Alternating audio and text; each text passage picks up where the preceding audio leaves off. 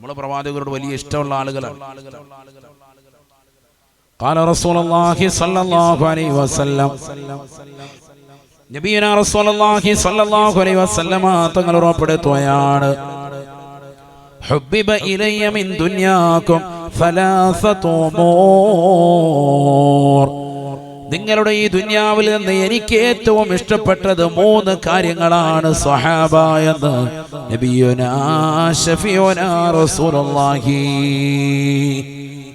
ഭൗതിക ലോക ജീവിതത്തിൽ അല്ലാഹുവിന്റെ റസൂലിന് ഏറ്റവും പ്രിയമുള്ളതായ വസ്തുക്കൾ അത് 3 എണ്ണമാണ്.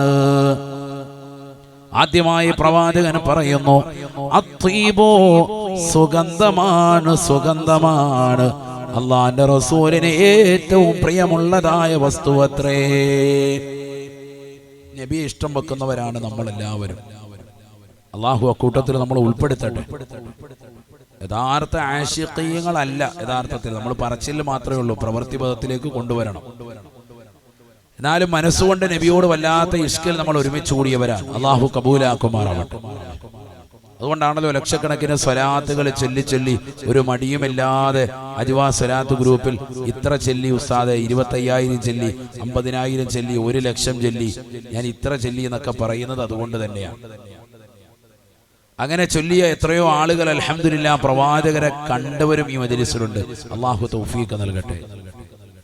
കണ്ടവർക്ക് വീണ്ടും ആ പ്രവാചകന്റെ സൗന്ദര്യം നുകരുവാനോ, കാണാത്തവർക്ക് പ്രവാചകരെ ഒന്ന് നേർക്ക് നേരെ ഒന്ന് ഒറ്റ പ്രാവശ്യമെങ്കിലും, ഏറ്റവും ചുരുങ്ങിയത് ജീവിതത്തിൽ ഒരൊറ്റ പ്രാവശ്യമെങ്കിലും ഒന്ന് കണ്ട് സായുജ്യമണിയാൻ അള്ളാഹു തൗഫീഖ് നൽകട്ടെ.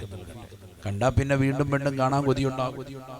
ഒരൊറ്റ വട്ടം കണ്ടു കിട്ടിയാൽ മതി. അള്ളാഹു തൗഫീഖ് നൽകുമാറാവട്ടെ. നബി സല്ലല്ലാഹു അലൈഹി വസല്ലം തങ്ങൾ പറയുന്നു, ഈ ദുനിയാവിൽ എനിക്ക് ഏറ്റവും ഇഷ്ടപ്പെട്ട വസ്തുക്കൾ 3. നമ്മളും ഇഷ്ടപ്പെടണം, അതിനാണ് ഇത് പറയുന്നത്. 1 സുഗന്ധമാണ്, നല്ല അത്തർ, നല്ല സുഗന്ധം. മയ്യത്തിനടിക്കുന്ന സാധനമുണ്ട് ജന്നാത്തുൽ ഫിർദൗസ്, അടിച്ചുകൊണ്ട് വന്നാൽ പെണ്ണുങ്ങളൊന്നും പിന്നെ ആ വഴിക്ക് വരില്ല എന്ന് പറഞ്ഞാൽ നമ്മുടെ ഭാര്യ എന്നെ വിട്ടേച്ചു.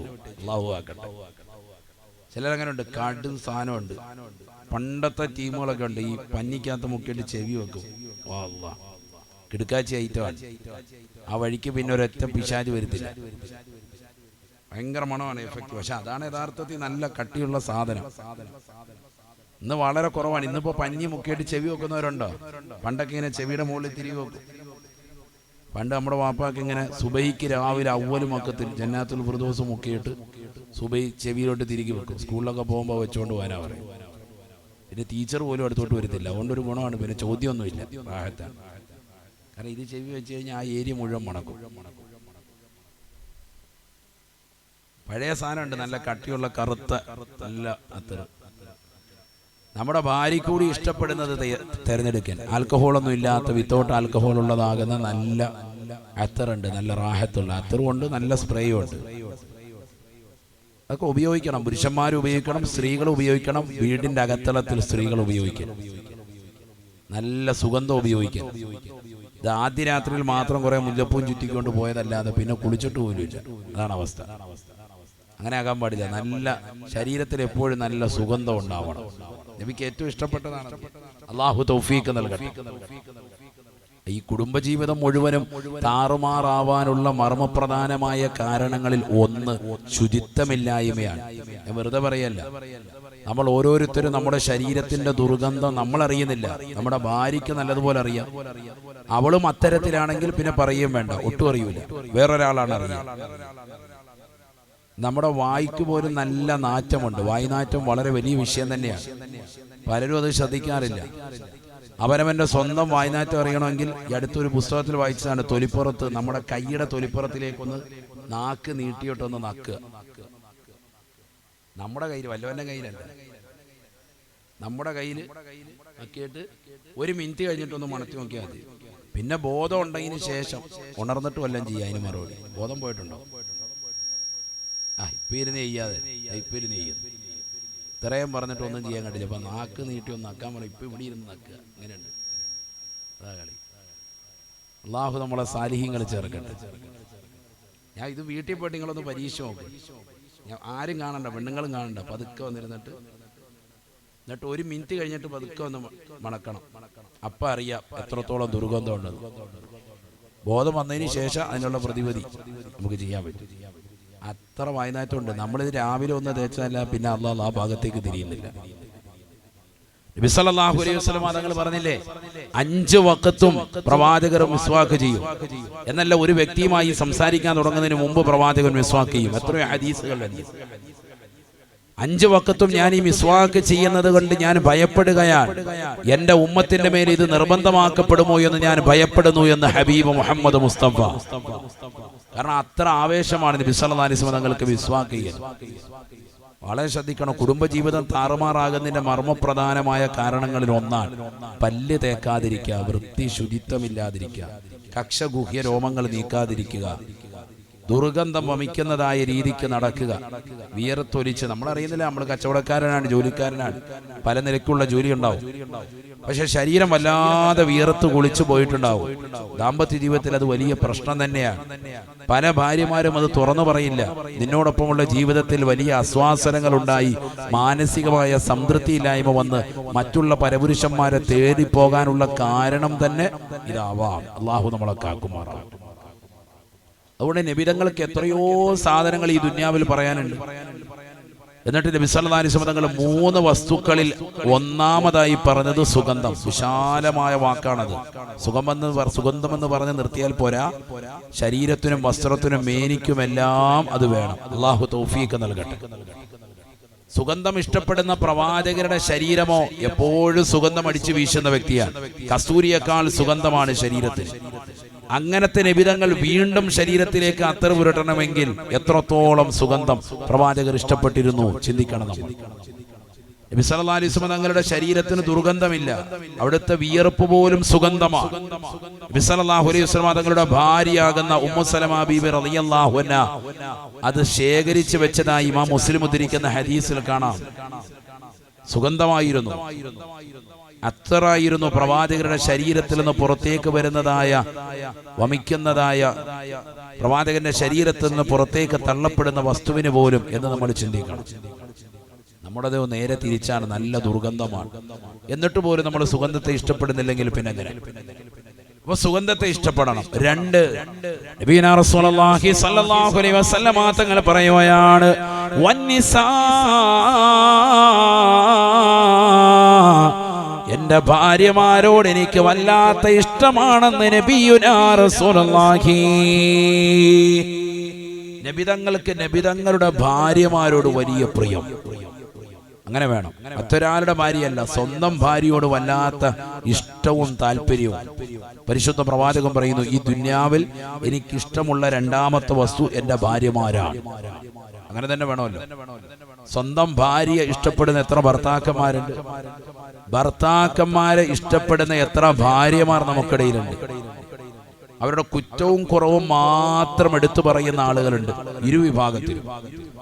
പുരുഷന്മാരുടെ ഭർത്താവിന്റെ കുറ്റം മാത്രം എടുത്തുയർത്തി ജനങ്ങളോട് പറയുക, കൂട്ടുകാരികളോട് പറയുക, ബന്ധുക്കളോട് പറയുക, ഉമ്മായോട് പറയുക, നാട്ടുകാരോട് പറയുക. ഒരു നന്മയും അദ്ദേഹത്തിന്റെ ഇന്ന് വരെ കാണാത്തതുപോലെ പറഞ്ഞു നടക്കുക. 50 കൊല്ലം ഒരുമിച്ച് ജീവിച്ചിട്ടും ഒരൊറ്റ കറാഹത്ത് വന്നെങ്കിൽ അത് പൊക്കിപ്പിടിച്ചുകൊണ്ട് പറഞ്ഞു നടക്കുക. അല്ലെങ്കിൽ ഭാര്യയുടെ ഭാഗത്ത് നിന്ന് എന്തെങ്കിലും ഒരു തെറ്റ് മാത്രം കാണുമ്പോൾ അത് പൊക്കി പറയുക. നന്മ എത്രയോ ഉണ്ടായിട്ടുണ്ട്, അത് പറയാതിരിക്കുക.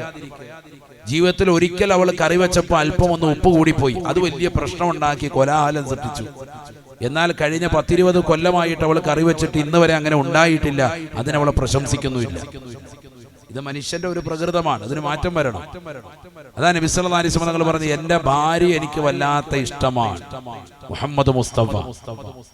നമുക്ക് ഓരോരുത്തരും അങ്ങനെ പറയാൻ സാധിക്കണം ഈ മജ്ലിസ് പിരിയുമ്പോൾ. കാരണം നബി ഇഷ്ടപ്പെട്ടതിനെ നമ്മളും ഇഷ്ടപ്പെടുക എന്നുള്ളതാണ്.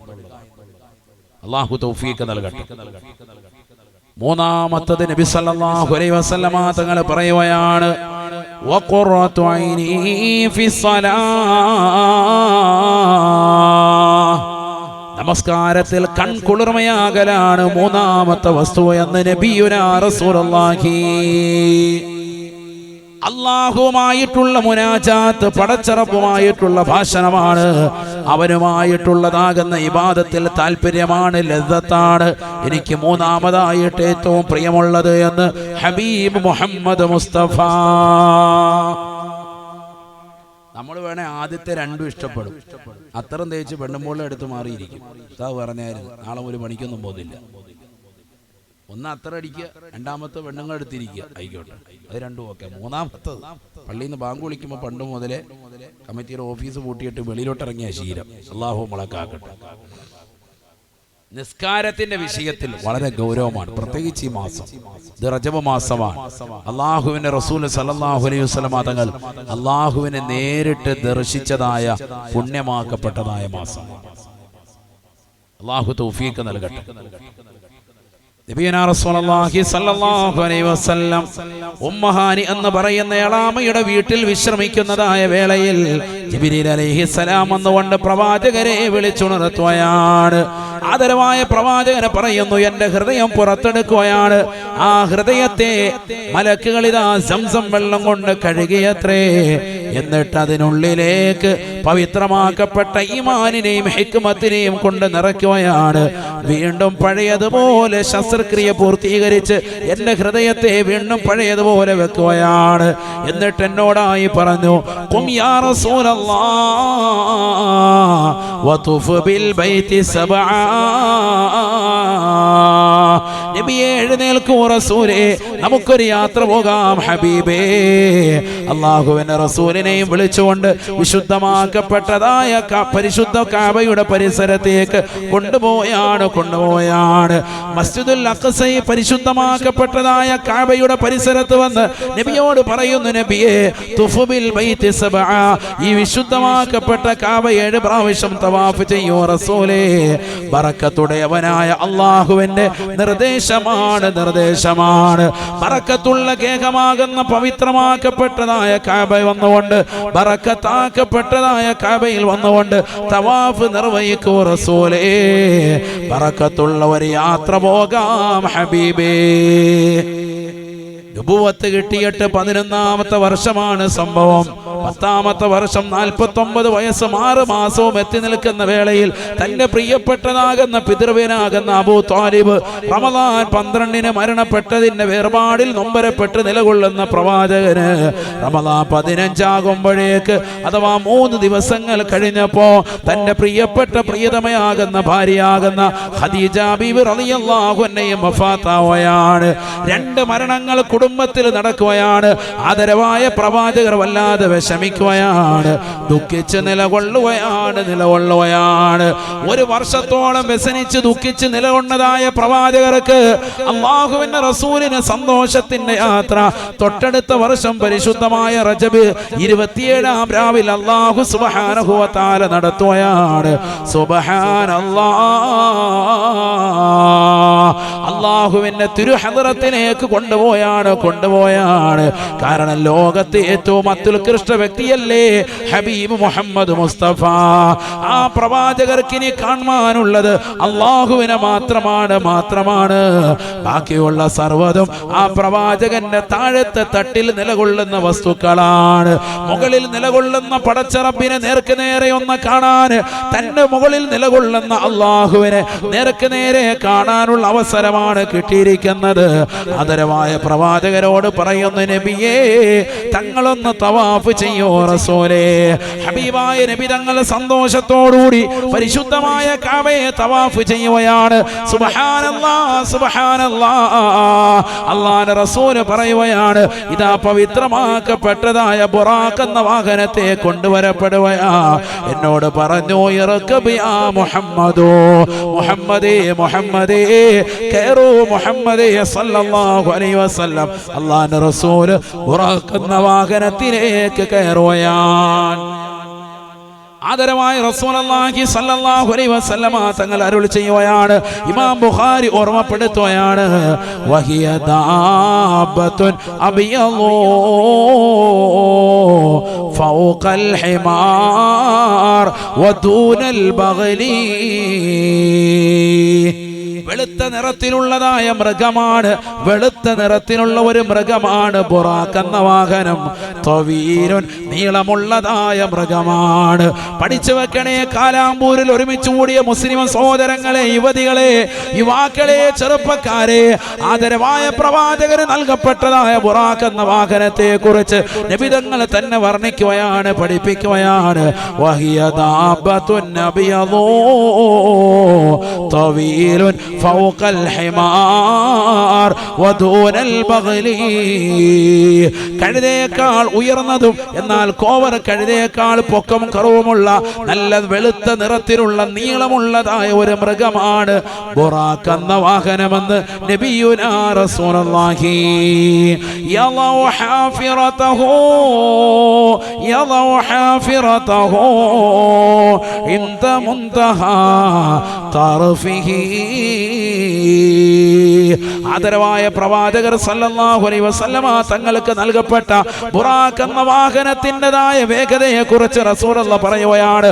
അതിന്റെ നോട്ടം എവിടെയാണോ എത്തുന്നത് ആ സ്ഥലത്തേക്ക് ഓരോ ചവിട്ടടി വെക്കുകയാണ്, അതിന്റെ കുളമ്പടി വെക്കുകയാണ്. അത്രയേറെ അതിശക്തമാകുന്ന വേഗതയിൽ, അതിശീഘ്രമാകുന്ന വേഗതയിൽ, നല്ല സ്പീഡിൽ പോകുന്നതായ വാഹനമാണ്. അതിനുള്ളിലേക്ക് കയറാൻ എന്നോട് പറഞ്ഞു. ഞാനും ജിബ്രീലും അതിനുള്ളിലേക്ക് കയറുകയാണ്, പറക്കുകയാണ്. സെക്കൻഡിനുള്ളിൽ പരിശുദ്ധമാക്കപ്പെട്ട മസ്ജിദുൽ ഹറാമിൽ നിന്ന് 2 മാസത്തെ വഴി ദൂരമുള്ള മസ്ജിദുൽ അഖ്സയിലേക്ക്, പലസ്തീനിന്റെ മണ്ണിലേക്ക് പറന്നു പോകുകയാ. സുബ്ഹാനല്ലാഹ്. പരിശുദ്ധമായ ഖുർആൻ സൂറത്തുൽ ഇസ്രായിലൂടെ ആ യാത്രയെ കുറിച്ച് അല്ലാഹു ഓർമ്മപ്പെടുത്തുകയാണ്. ബിസ്മില്ലാഹിർ റഹ്മാനിർ റഹീം. സുബ്ഹാനല്ലദീ അസ്റാ ബിഅബ്ദിഹി ലൈലാ മിനൽ മസ്ജിദിൽ ഹറാം ഇലൽ മസ്ജിദിൽ അഖ്സ അല്ലദീ ബാറക്നാ ഹൗലഹു ലിനുരിയഹു മിൻ ആയാതിനാ ഇന്നഹു ഹുവസ് സമീഉൽ ബസീർ. തന്റെ അടിമയെ രാത്രിയിൽ നിന്ന് വളരെ കുറഞ്ഞ സമയം പരിശുദ്ധമാക്കപ്പെട്ട മസ്ജിദുൽ ഹറാമിൽ നിന്ന് മസ്ജിദുൽ അഖ്സയിലേക്ക് യാത്രയാണം നടത്തി കൊണ്ടുവന്ന അല്ലാഹു എത്ര പരിശുദ്ധനാണ്, പരിശുദ്ധനാണ്. അല്ലാഹു സുബ്ഹാനഹു വ തആല അവന്റെ വിശുദ്ധമായ ഖുർആനിലൂടെ അത്ഭുതത്തിന്റെ ഒരു യാത്രയെ കുറിച്ച് ഓർമ്മപ്പെടുത്തുകയാണ്.